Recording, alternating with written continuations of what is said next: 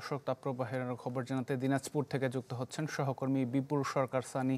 সানি, দিনাজপুরে কি অবস্থা দেখছেন? সেখানে আসলে গরম কেমন? ঢালাইয়ের সেরা প্রিমিয়ার সিমেন্ট। আতিক, শুরুতেই আপনাকে আজকে তাপমাত্রাটা জানাই। আজকে দিনাজপুর তাপমাত্রা রেকর্ড করা হচ্ছে 36.2 ডিগ্রি সেলসিয়াস, যেটি গতকালকে ছিল 38.1 ডিগ্রি সেলসিয়াস এবং তার আগের দিনে ছিল 37.5 ডিগ্রি সেলসিয়াস। অর্থাৎ তাপমাত্রা কিন্তু 36 থেকে 38-এর মধ্যে উঠানামা করছে এবং এই আবহাওয়া অফিসের ভাষায় যেটি বলা হচ্ছে, দিনাজপুর জেলায় মৃদু থেকে মাঝারি তাপপ্রবাহ বয়ে যাচ্ছে এবং আবহাওয়া দপ্তরের কর্মকর্তারা যেটা আমাদেরকে জানিয়েছেন, মোটামুটি ভাবে জলীয় বাষ্পের পরিমাণ বেশি হয়, 60% জলীয় বাষ্প পরিমাণ। এই কারণেই আসলে গরমটা বেশি অনুভূত হচ্ছে।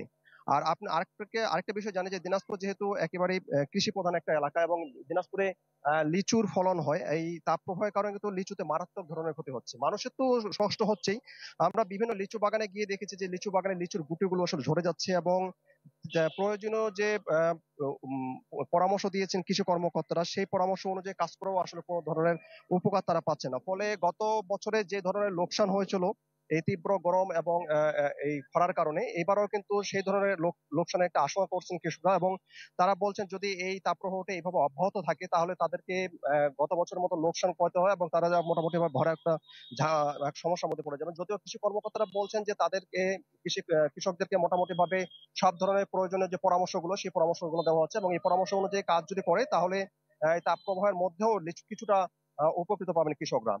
আতিক। জি সানি, অনেক ধন্যবাদ যুক্ত হবার জন্য। দিনাজপুর থেকে সহকর্মী বিপুল সরকার সানি যুক্ত হয়েছিলেন।